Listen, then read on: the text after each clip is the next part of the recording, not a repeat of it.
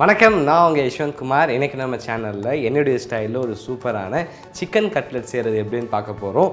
நம்ம இன்றைக்கி சிக்கன் வச்சு செய்கிறோம். அண்ட் ஒருவேளை நீங்கள் வெஜிடேரியன் லவர்ஸாக இருந்தீங்க அப்படின்னா இதில் நீங்கள் பொட்டேட்டோஸ் ஆட் பண்ணலாம். அண்ட் பொட்டேட்டோஸ் ஆட் பண்ணும்போது நம்ம இதை அரைக்கணுன்ற அவசியம் கிடையாது. டேரெக்டாக அதை பாயில் பொட்டேட்டோஸ் ஆட் பண்ணி ஒரு மேஷர் யூஸ் பண்ணி நல்லா மேஷ் பண்ணி நீங்கள் கட்லெட் ஷேப் பிடிச்சி அதை ஃப்ரை பண்ணிக்கலாம். ஸோ இப்போ இந்த ரெசிபிக்கு தேவையான இன்க்ரீடியன்ஸ் அண்ட் இது எப்படி செய்கிறது அப்படின்றத பார்ப்போம். சிக்கன் கட்லெட் செய்கிறதுக்காக ஒரு பாத்திரத்தில் 2 டேபிள் ஸ்பூன் அளவு எண்ணெய் சேர்த்துக்கிறேன். எண்ணெய் நல்லா சூடு ஆனதன் பிறகு நல்ல ஒரு மனம் கொடுக்கறதுக்காக 2 பிரியாணி இலை, 1 பிஞ்ச் கல்பாசி, 1 பிஞ்ச் ஜாதிபத்ரி, 1 மராத்தி மூக், 2 ஏலக்காய், பாதி நட்சத்திர சோம்பு, 2 இன்ச்சுக்கு லவங்கப்பட்டை மற்றும் லவங்கம் 3 சேர்த்துக்கிறேன்.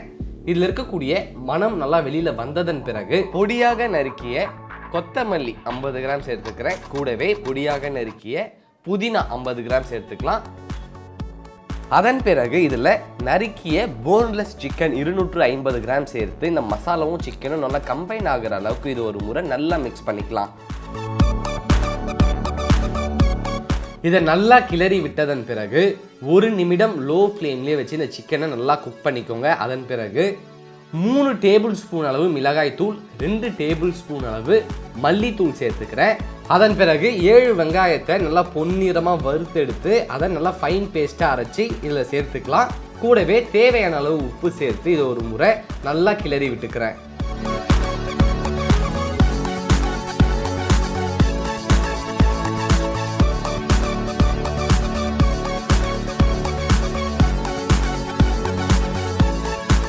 இதை நல்லா கிளறி விட்டுட்டேன். இப்போ இதில் 100 ml அளவு தண்ணி சேர்த்து ஒரு லிட்டு போட்டு க்ளோஸ் பண்ணி அடுத்து ஒரு 3 நிமிடம் லோ ஃப்ளேம்லேயே வச்சு இதை நல்லா குக் பண்ணலாம். இது 3 நிமிடம் நல்லா குக் ஆகிடுச்சு. இதோட லிட்டு ஓப்பன் பண்ணிடலாம். இப்போ இதை ஒரு முறை நல்லா கிளறி விட்டுக்கோங்க.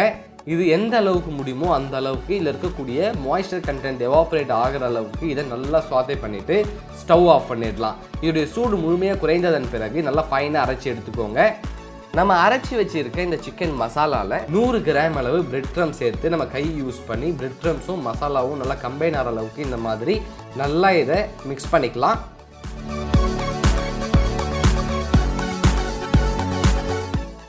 இப்போ இந்த சிக்கன் மசாலா ரெடி ஆகிடுச்சு. கொஞ்சமாக கையில் இந்த மசாலாவை எடுத்து அழகாக இதை உருண்டை பிடிச்சிக்கோங்க. சைஸ் உங்கள் இஷ்டத்துக்கு ஏற்ற மாதிரி நீங்கள் செய்துக்கலாம். இதை நான் ஒரு மீடியம் சைஸில் தான் இன்றைக்கி நான் செய்கிறேன். இந்த மாதிரி அழகாக உருண்டை பிடித்ததன் பிறகு நம்ம உள்ளங்கையில் வச்சு இதை லைட்டாக இந்த மாதிரி ப்ரெஸ் பண்ணிப்போம். நம்ம இந்த மாதிரி ப்ரெஸ் பண்ணும்போது சைடில் கொஞ்சம் வெடிப்பு இருக்கும். அந்த வெடிப்பு இல்லாத மாதிரி மறுபடியும் நம்ம கை யூஸ் பண்ணி இதை அழகாக ஷேப் பண்ணிக்கோங்க. இந்த மாதிரி இந்த கட்லெட்டை அழகாக ஷேப் பண்ணதன் பிறகு இதை எடுத்து மைதா பேட்டரில் போட்டு டிப் பண்ணி எடுத்துக்கோங்க. ஸோ அதுக்காக 100 கிராம் அளவு மைதாவில் 50 ml அளவு தண்ணி சேர்த்து கரைச்சி வச்சுருக்கேன். இந்த மாதிரி மைதா பேட்டரில் போட்டு கோட் பண்ணதன் பிறகு இதை எடுத்து நான் பிரெட் க்ரம்ஸில் போட்டு கொஞ்சம் கூட இந்த கட்லெட் தெரியாத அளவுக்கு நான் கோட் பண்ணிக்கிறேன்.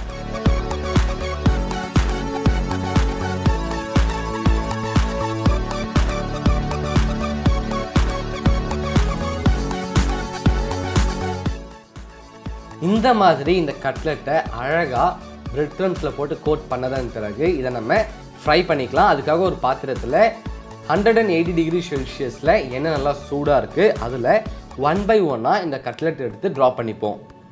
இந்த சிக்கனை ஏற்கனவே நம்ம குக் பண்ணனால இதை மறுபடியும் ரொம்ப நேரம் ஃப்ரை பண்ண வேண்டிய அவசியம் கிடையாது. அதனால் இது பொன்னிறமாக வர வரைக்கும் இதை ஃப்ரை பண்ணாலே போதும்.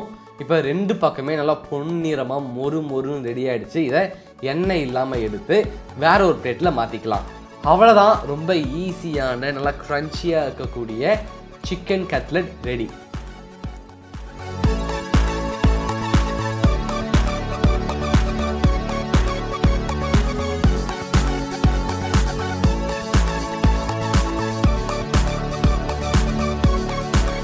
ஒரு சூப்பரான சிக்கன் கட்லெட் ரெடி ஆகிடுச்சு. இந்த ரெசிபியை உங்களுடைய ஈவினிங் ஸ்நாக் டைமில் செய்து பார்த்து என்ஜாய் பண்ணுங்கள். நீங்கள் மறக்காமல் வீட்டில் ட்ரை பண்ணி பார்த்துட்டு உங்களுடைய ஃபீட்பேக்கை கீழே கமெண்ட் பண்ணுங்கள்.